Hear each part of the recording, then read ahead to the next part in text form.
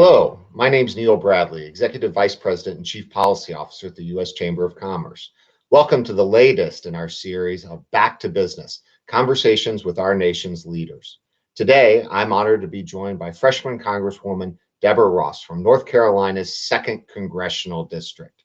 Congresswoman Ross is just beginning her tenure here in Washington, but she has a long and storied career in both the private and public sector. Over a decade serving in the North Carolina House of Representatives, in private practice working on civil rights and clean energy priorities. Joining us for our conversation with Congresswoman Ross today will be Adrienne Cole, the President and CEO of the Raleigh Chamber of Commerce. We hope to get to know our new federal elected representatives just a little bit better and talk about some of our shared priorities that we can work on together in this and future Congresses. So let's get started. Congresswoman Ross, welcome. Good morning. Well, good morning. It's great to be with you. Well, it's great to have you. I see you're in the office. You're getting settled in. We're in the 3rd month, I guess, calendar month. How are things going? Well, it has been a real whirlwind. Obviously, we started with insurrection, then impeachment, then inauguration, and finally we are really getting to work doing good things for the people of this country and moving at warp speed. I didn't know when I got appointed to the Rules Committee that for the first 2 months, every single bill would be looked at by rules, and that's where the amendments would be because of the rule about being able to take up issues from the last Congress just through rules and not going through the traditional markup. But that means that I've gotten to learn about everything, been able to amend bills, including the apprenticeship bill and the Violence Against Women Act, and so it's been a great experience. Well, I hope they told you when you joined the Congress that the events of the 6th, impeachment, those are not the normal openings to a normal Congress. So certainly for good and ill, this has been a unique moment in our nation's history. But one thing that I can assure you won't change is the importance of the Rules Committee, particularly in the House of Representatives, and the perfect position you have to be able to look at all the various legislative matters that are coming before the House. We want to get to know you a little bit better.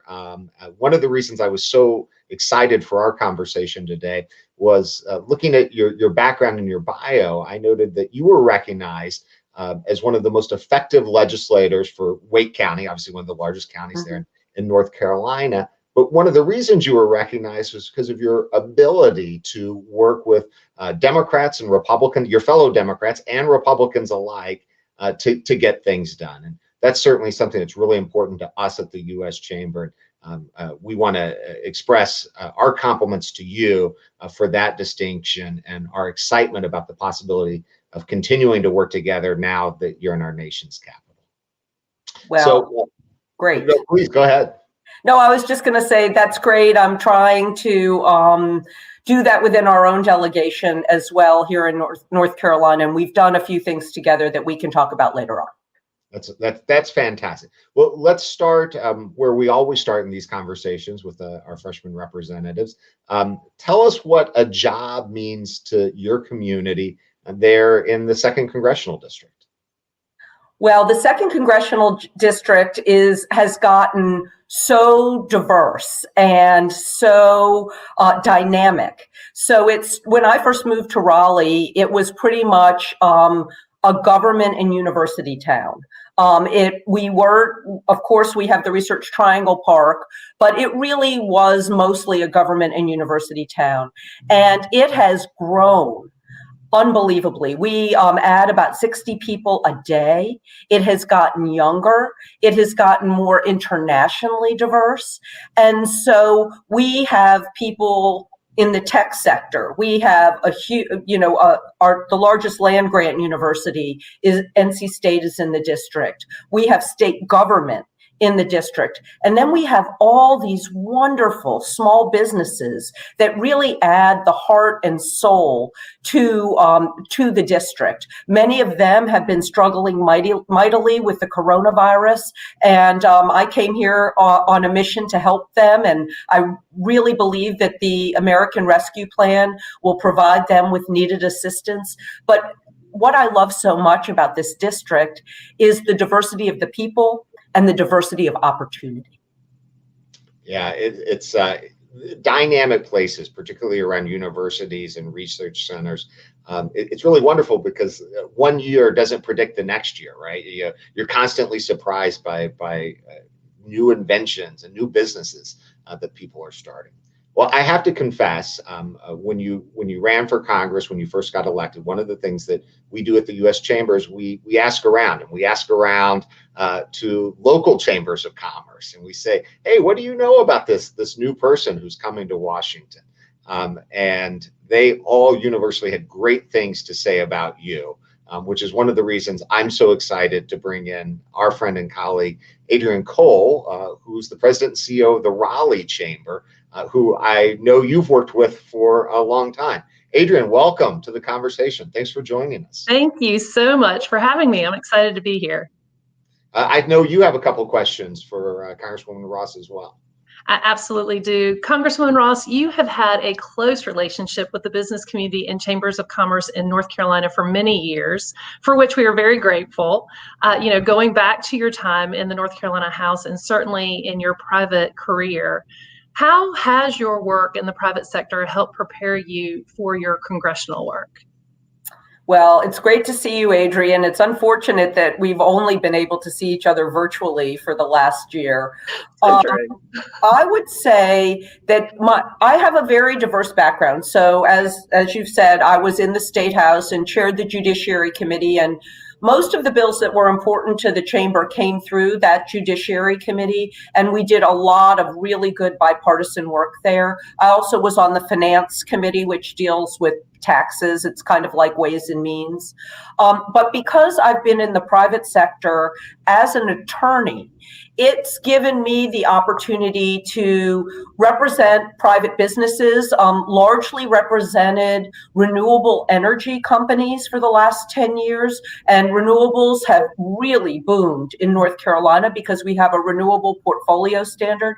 So I've appeared before the Utilities Commission, interacted with Duke Energy on the other side, representing these mostly startups, solar, wind, biomass, biogas, and had to work within the utility space, the business sector, the banking sector. And that means that when I look at legislation, I can look at it in a very practical way. It's great to wish that things were different, but when you really know the players and you know how things work, you can make a very valuable contribution. And I'll use a perfect example of where this is going to come in handy today. I'm on the Science, Space, and Technology Committee, and we are having a hearing on the Texas power grid failure. And if I didn't have my private sector experience working on utilities issues, I would be kind of like a deer in the headlights on this issue. And I feel like I can bring some experience, ask some thoughtful questions, and then help come up with practical solutions. Fantastic. Well, Congresswoman, you've been reading a lot of legislation the last couple months. I hope that's not all you're reading, because otherwise, man, it's not good for the soul, as they say. So I want to ask you, what's your favorite book? It doesn't have to be over the last 3 months, but what in your life has been your favorite book and why? So I'm going to go way back, like maybe 35 years. And I talked about this with the National Humanities Center, which is located in the Research Triangle Park. And they wanted people to talk about what book made them love reading. And I think it's important. A lot of folks on this call probably have kids. And so my favorite book is from the Mixed Up Files of Mrs. Basil E. Frankweiler. And it won all sorts of awards. And it's about a young girl who's pretty entrepreneurial. She leaves her house with her brother, and they go and camp out at the Metropolitan Museum of Art. And they meet, they write notes back and forth to Mrs. Vasily Frankweiler. And I read this when I was young, and it made me crave adventure and want to go to museums and think about why different cultures would have different kinds of art. And so it's a great book, and I recommend it to I recommend it to adults, but if you're looking for something to share with your children, it's fantastic.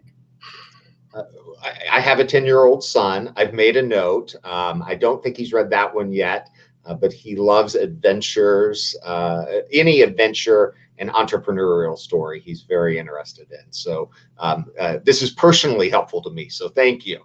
We're always looking for great new books. In the same vein, I'm curious what in your career, in your life, what's the best piece of advice you've ever received? And if someone was asking you for advice today, what's the best piece of advice you would give them? Well, I've gotten really good life advice from different people, but the best piece of advice I got as a new legislator in North Carolina is it's not important who gets the credit. So there are all different ways to get legislation through and to stop legislation. But if you spend more time thinking about being in front of the camera than you do working with your colleagues and learning the system, then you're not going to be able to get as much accomplished. And I got that advice actually from a staffer. Who I was trying to get to help me on a bill, and she suggested that maybe I not do it just as my bill, but as a freshman, attach it to somebody else's bill, and it got right on through. And so I've always looked at what's the most effective way to get something done rather than just putting myself out there, though it's nice to get the credit in the end. And then the best advice that I would give to somebody is that you can't do anything by yourself. And it's so important to work in teams, to have a posse, and to be able to work on diverse teams, not just one team, because times change, issues change, and if you can move among different groups and be trusted, that's going to be the way to get the most done, and it's going to be the best way to make friends and have the respect of your colleagues. Well, I love both pieces of that advice. In your first piece, I'm reminded of the plaque that Ronald Reagan kept on his desk when he was president. There's no limit to what one can accomplish if he doesn't mind who gets the credit. And I think that was good advice for a president to be reminded of. Not bad advice for a legislator to be reminded of, and not bad advice for any of us when we think about our goals and objectives. Also appreciative of the advice that you're giving. I was fortunate enough to work as a staff person for almost 20 years on the Hill, including over a decade in the leadership, and I was fortunate enough to work on the House floor. And I can tell you that the members who invariably over time were able to move up and to get the most things done were the members who were moving amongst the various groups on the floor. Those who either only sat with their delegation or with their committee or even with their party tended to only work with the people they sat with. And those who, there's something about physically moving around, which is obviously harder in a pandemic, but there's something to that, being able to move from group to group. So that's wonderful and great advice. So, we're 3 months in to your first term. 2 years is going to go by like that. And it's amazing how quickly one Congress begins and then it ends. Of course, there are future Congresses. We hope for you after that. But if we were sitting down 2 years from now, having completed your first term, what do you hope you'll be able to look back and say, this is what I accomplished. This is the platform we set out. What do you hope as you're planning for the future to be able to look back on and say, this is what I did? Well, first and foremost, that I took care of my constituents and I represented my district. So I have introduced bills. As I said, I have already gotten 3 amendments onto bills that have passed the House. One dealing with apprenticeship, which dovetails perfectly with work that's been done by the Chamber and Wake County on apprenticeships through a program called Wake Works. We worked with Wake Tech. And then 2 on the Violence Against Women Act reauthorization. But I look at every piece of legislation through the lens of my district. And some really good examples have to do with the immigration legislation that is coming through right now.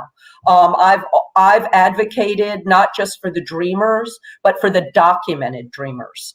So these are the children of H-1B visa holders who sometimes age out of being able to stay in the United States. This is an enormous issue in my district, and I'll be introducing legislation to deal with that. And it's something that also contributes to economic development.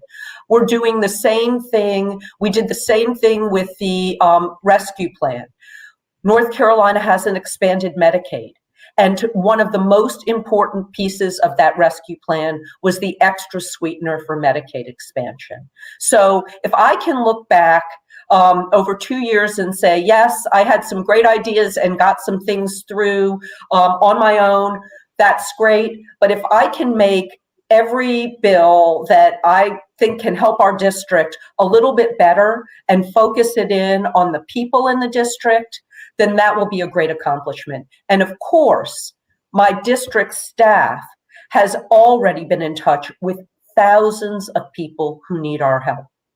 And if we can say that every person who contacted my district office had somebody who wanted to help them, tried their hardest to get a solution, and delivered as best they could, that would be a great 2 years.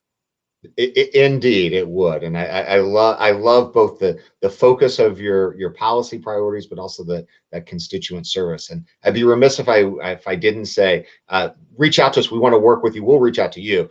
We'd love to work with you on the age out issue on the dependents of H-1Bs. It's a really important issue and one we'd love to help you get across the finish line. I know Adrian, indeed. We're already doing that. Adrian, I know you're focused on a lot of priorities there in North Carolina and Raleigh as well. I want you to jump in on this and some of the things that you're focused on. Yeah, thank you. And you didn't ask me this question, Neil, but some of the best advice that I've ever received was you can fake sincerity, but you can't fake showing up. And Congresswoman Ross shows up. And she's incredibly effective. So my next question, and now she's in the dark. Stand up, my automatic lights went off. She'll be back in a minute. This is energy conservation in Congress. Great for efficiency, poor for live webinars. But it aligns with sustainability goals. So that's all good. So Congresswoman Ross, would you mind elaborating a bit more on your priorities? As Neil said, you're 3 months in, and you and I have had some great conversations about your priorities, and I would love for our listeners to be able to hear those. Yeah, thank you so much. And I really think that my committee assignments, I was very fortunate to get committee assignments that reflect my district and reflect my strengths. And so I'll frame those priorities in terms of the committee assignments. So in the introduction, we talked about my civil rights background. So I worked for the Civil Liberties Union and worked on a number of racial justice issues, First Amendment issues, and I'm vice chair of the Civil Rights and Constitutional Law Subcommittee. And so many issues of diversity and equity and inclusion are front of mind, and I really believe we can use this committee as a way to advance them. As a matter of fact, today we are having a hearing on Asian hate crimes, which is not only topical and important, but crucial in my district where we have a growing Asian population.